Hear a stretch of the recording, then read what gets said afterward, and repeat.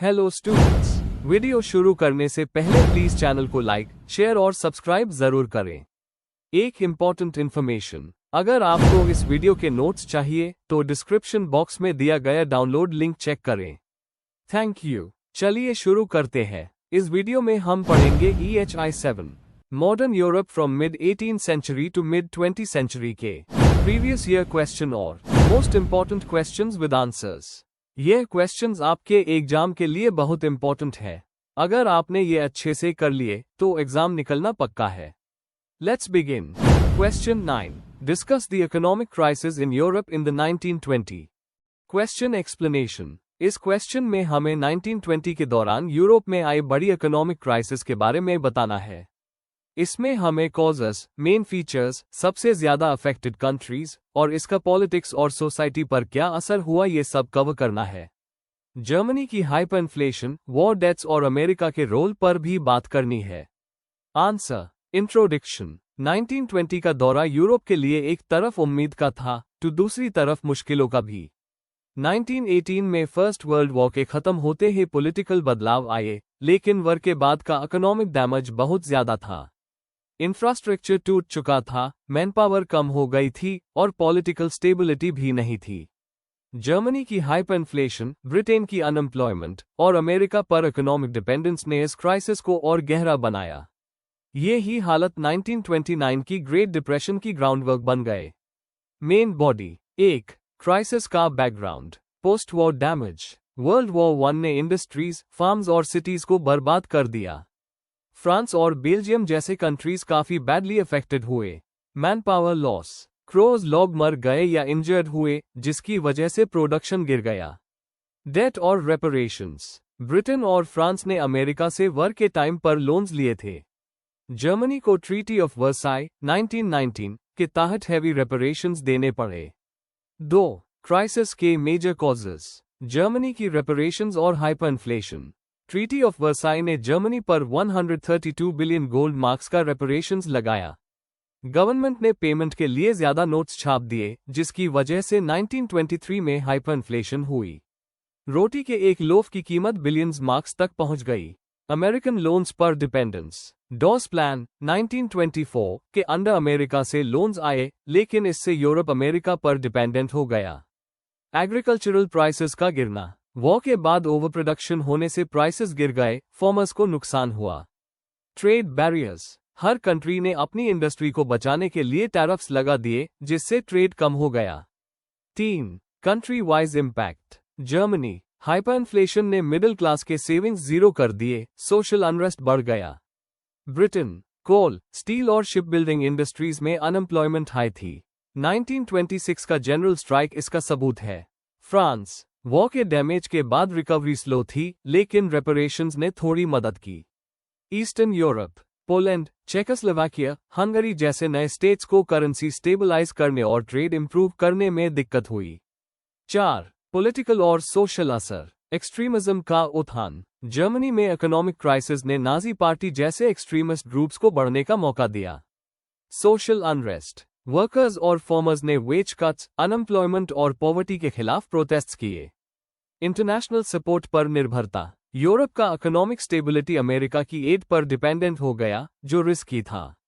Conclusion. 1920 का economic crisis post war destruction, debt burden और weak policies का result था। कुछ देशों ने टेम्पररी ग्रोथ देखी, लेकिन असली प्रॉब्लम सॉल्व नहीं हुई। अमेरिका पर डिपेंडेंसी और पॉलिटिकल डिविजन्स ने यूरोप को फ्यूचर क्राइसिस के लिए वल्नरेबल बनाया। ये ही हालत आगे चल के ग्रेट डिप्रेशन और ऑथोरिटेरियन रेजीम्स के उदय का कारण बने। If you need the notes of this video, there's a download link in the description box. Be sure to check it out. Thank you. Question 10. Write a note on different political systems that developed in different parts of Europe in the 19th century. Question explanation. इस question में हमें बताना है कि 19th century Europe में कौन कौन से पॉलिटिकल सिस्टम्स डेवलप हुए। हमें उनके टाइप्स, फीचर्स और एग्जाम्पल्स देने हैं और ये भी बताना है कि कैसे रेवोल्यूशंस, इंडस्ट्रियलाइजेशन और नेशनलिज्म ने इन सिस्टम्स को शेप किया। Answer. Introduction. 19th century Europe एक बहुत ही बदलाव भरा पीरियड था। French revolution, industrial revolution, nationalist movements और सोशल रिफॉर्म्स ने यूरोप के पॉलिटिकल सिस्टम्स को डीपली इन्फ्लुएंस किया। इस दौरान कुछ कंट्रीज ने लिबरल डेमोक्रेसीज और कॉन्स्टिट्यूशनल मोनेकी अडॉप्ट की, कुछ ने ऑथोरिटेरियन रूल बनाए रखा और कुछ में सोशलिस्ट मूवमेंट्स उभरी। हर कंट्री का पॉलिटिकल सिस्टम उसके हिस्ट्री, इकोनॉमी और सोसाइटी पर डिपेंड करता था। Main body. 1. Constitutional monarchies. 19th century में काफी यूरोपियन देशों ने कॉन्स्टिट्यूशनल मोनार्की अपनाई, जहां किंग, क्वीन सिर्फ सिंबॉलिक हेड होता था और कॉन्स्टिट्यूशन के हिसाब से काम होता था। ब्रिटेन इसका बेस्ट एग्जाम्पल है। रिफॉर्म एक्ट्स 1832, 1867, 1884 के बाद पार्लियामेंट के पास ज्यादा पावर आ गई और मोनार्की लिमिटेड हो गई। बेल्जियम 1831 ने इंडिपेंडेंस के बाद लिबरल कॉन्स्टिट्यूशन के साथ कॉन्स्टिट्यूशनल मोनार्की बनाए। Features: king, queen nominal head of state. Parliament legislative power रखता है। लॉ और राइट्स का प्रोटेक्शन। 2. लिबरल डेमोक्रेसीज और रिपब्लिक्स। कुछ देश रिपब्लिक बने और लिबरल डेमोक्रेसी की तरफ गए। फ्रांस ने 19th सेंचुरी में मोनार्की और रिपब्लिक के बीच कई बार स्विच किया। सेकेंड रिपब्लिक 1848 to 1852 ने यूनिवर्सल मेल सफरेज इंट्रोड्यूस किया। स्विट्जरलैंड ने 1848 में फेडरल रिपब्लिक बनाकर डिसेंट्रलाइजेशन और डायरेक्ट डेमोक्रेसी अडॉप्ट की। Features: elected representatives, political rights और सिविल लिबर्टीज। लेटर ईयर्स में universal male voting rights. 3. Authoritarian और एब्सोल्यूटिस्ट रेजीम्स। हर जगह डेमोक्रेसी नहीं आई, कुछ देश ऑथोरिटेरियन ही रहे। रशिया में ज़ार एब्सोल्यूट पावर रखते थे, कोई रिप्रेजेंटेटिव इंस्टीट्यूशन नहीं था। ऑस्ट्रियन एम्पायर में हैब्सबर्ग्स ने सेंट्रल कंट्रोल रखा। 1867 के बाद थोड़ा रिफॉर्म आया। फीचर्स: रूलर के पास पूरा control, political freedoms limited, military और ब्यूरोक्रेसी का स्ट्रॉन्ग रोल।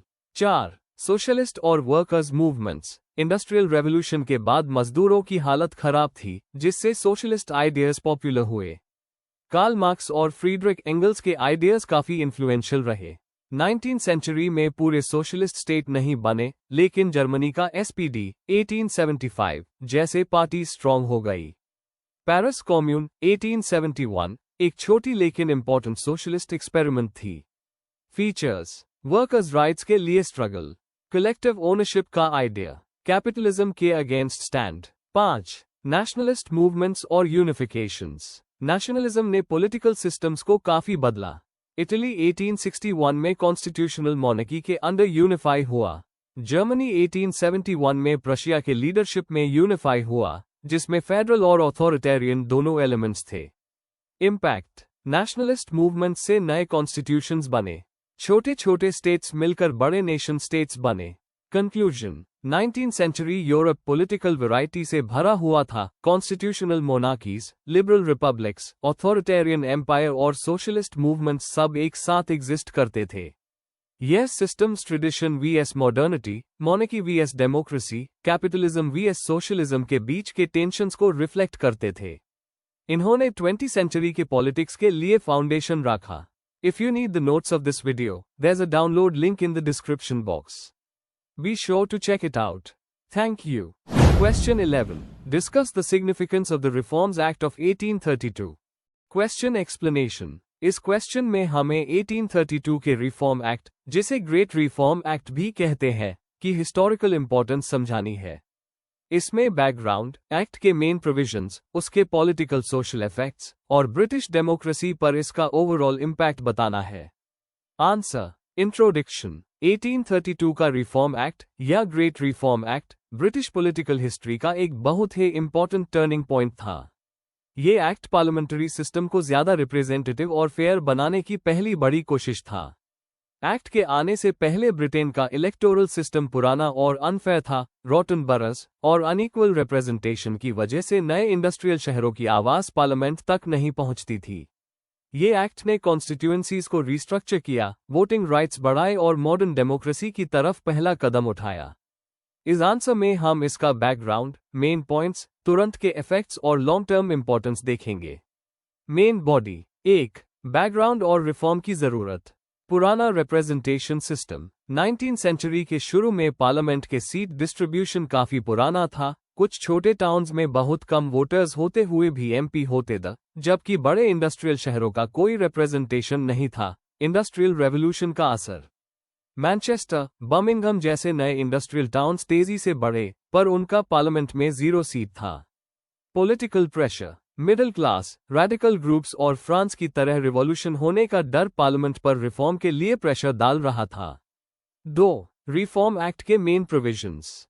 Seat redistribution. 56 रॉटन बरस को अबॉलिश किया गया, 30 के सीट्स कम किए गए और नए इंडस्ट्रियल टाउन्स को रिप्रेजेंटेशन दिया गया। वोटिंग राइट्स का एक्सटेंशन। बरस में £10 एनुअल प्रॉपर्टी वैल्यू वाले मेन को वोट का राइट मिला। काउंटीज में कुछ लीज होल्डर्स और टेनेंट्स को भी वोट का अधिकार मिला। Voting qualifications. प्रॉपर्टी क्वालिफिकेशन को क्लियर और यूनिफॉर्म बनाया गया।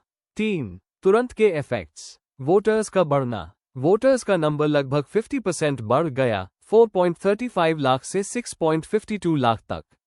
मिडिल क्लास का फायदा। इस एक्ट का सबसे ज्यादा बेनिफिट मिडिल क्लास को हुआ, स्पेशली इंडस्ट्रियलिस्ट्स और मर्चेंट्स को।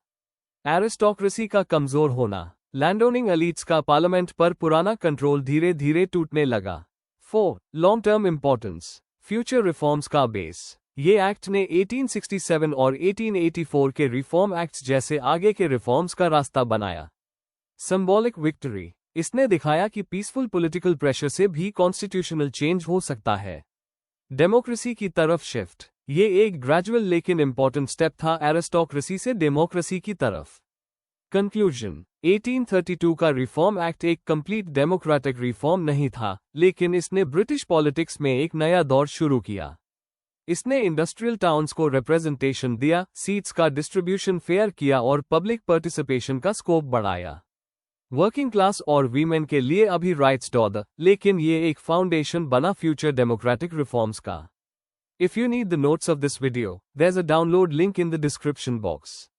Be sure to check it out. Thank you. Question 12.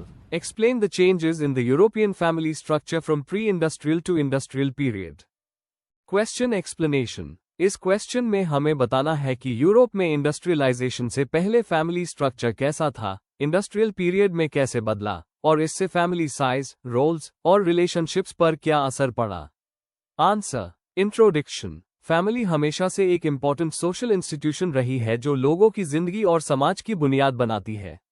Pre industrial Europe में फैमिली का जीवन एग्रीकल्चर और ट्रेडिशनल रोल से जुदा हुआ था।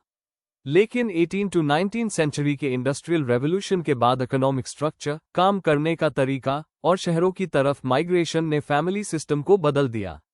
हिस्टोरियंस और सोशियोलॉजिस्ट्स ने इन बदलावों का स्टडी किया है ताकि समझ सकें कि इंडस्ट्रियलाइजेशन ने फैमिली के साइज, रोल और फंक्शंस को कैसे रिशेप किया। Main body. 1. Pre industrial family structure. गांव और कृषि जीवन। ज्यादातर फैमिलीज गांव में रहती थी और खेती में काम करती थी। घर पर ही फूड, कपड़े और जरूरी चीजें बन जाती थी। Extended family system. बड़े जॉइंट फैमिली सिस्टम में दादा दादी, चाचा, मामा सब साथ या पास पड़ोस रहते थे। रोल और काम का बंटाव। मर्दों का काम खेतों में, औरतों का काम घर संभालना, और बच्चे छोटी उम्र से काम में मदद करते थे।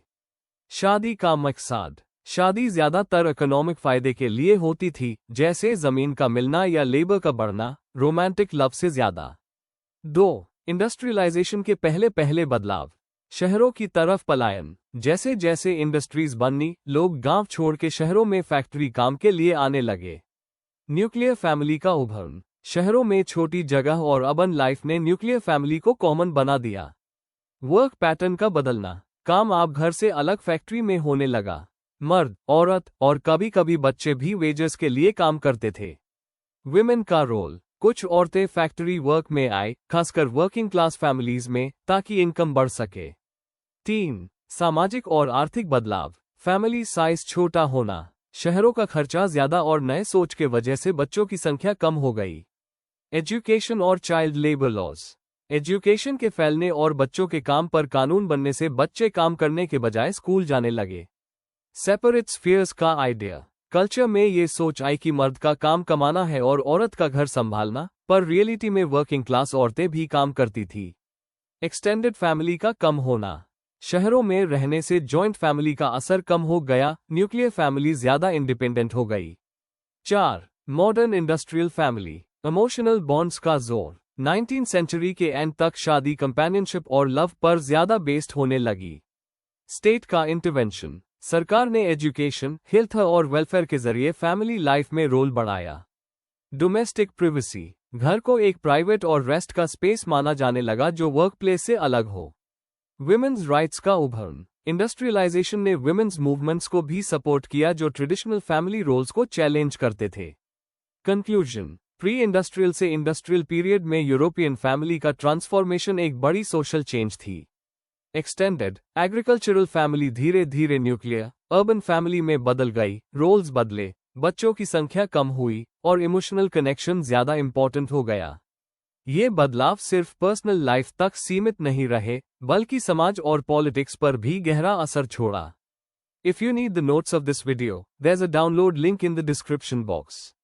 Be sure to check it out. Thank you. Question 13. Write short notes on any two of the following in about 100 words each. A. War communism. B. The Girondins. C. Cultural nationalism. D. Cold War. Question explanation. इस question में हमें दिए गए 4 topics में से किसी भी 2 पर शॉर्ट नोट्स लिखने हैं। हर नोट लगभग 100 वर्ड्स का होना चाहिए। हर नोट में डेफिनेशन, हिस्टोरिकल बैकग्राउंड और इंपॉर्टेंस बतानी है। एग्जाम के लिए क्लियर और रेलेवेंट पॉइंट्स लिखना सबसे इंपॉर्टेंट है।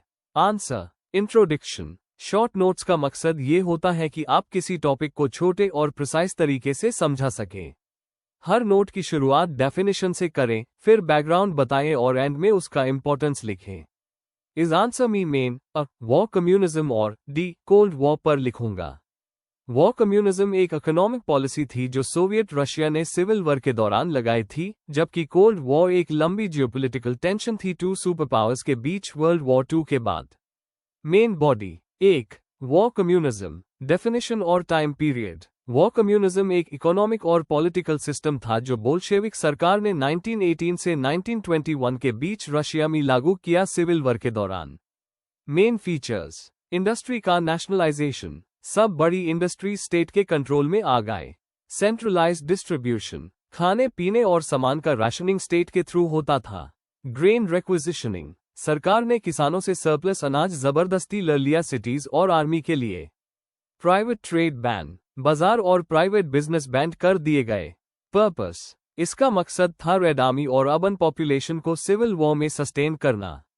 इम्पैक्ट, वॉर में शॉर्ट टर्म सक्सेस मिली, फैमिन और इकोनॉमिक कोलैप्स हुआ, किसानों का विरोध बढ़ गया।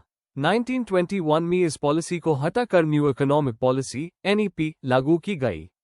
2. कोल्ड वॉर, डेफिनेशन और टाइम पीरियड। कोल्ड वॉर एक पॉलिटिकल, आइडियोलॉजिकल और मिलिट्री टेंशन का पीरियड था जो यूनाइटेड स्टेट्स, कैपिटलिस्ट ब्लॉक और सोवियत यूनियन, कम्युनिस्ट ब्लॉक के बीच 1947 से 1991 तक चला। Causes, ideological differences, capitalism versus communism का conflict, post war power struggle, eastern Europe पर कंट्रोल का dispute, arms race, nuclear weapons में कंपटीशन। की इवेंट्स, नेटो 1949 और वार्सो पैक्ट 1955 का फॉर्मेशन, बर्लिन ब्लॉकेड 1948-49 और Berlin wall 1961, Cuban missile crisis 1962, Korea, Vietnam और अफगानिस्तान जैसे proxy Wars. Impact, दुनिया 2 political blocks में डिवाइड हो गई। न्यूक्लियर डिटेरेंस स्ट्रैटेजीज का डेवलपमेंट हुआ। 1991 में सोवियत यूनियन गिर गया और कोल्ड वॉर खत्म हुई। कंक्लूजन, वॉर कम्युनिज्म और कोल्ड वॉर दोनों ही आइडियोलॉजी के कॉन्फ्लिक्ट का रिजल्ट, एक नेशन के अंदर रिवॉल्यूशन के टाइम और दूसरा ग्लोबल लेवल पर सुपर पावर्स के बीच। वॉर कम्युनिज्म का फोकस इंटरनल कंट्रोल पर था जबकि कोल्ड वॉर में ग्लोबल इन्फ्लुएंस का स्ट्रगल था। दोनों ने दुनिया की पॉलिटिक्स और इकोनॉमी पर गहरा असर छोड़ा। Before we end, please like, share and subscribe the channel for more such study materials and one important information अगर आपको नोट्स चाहिए तो डिस्क्रिप्शन बॉक्स में डाउनलोड लिंक दिया हुआ है, जरूर चेक करें। Thank you.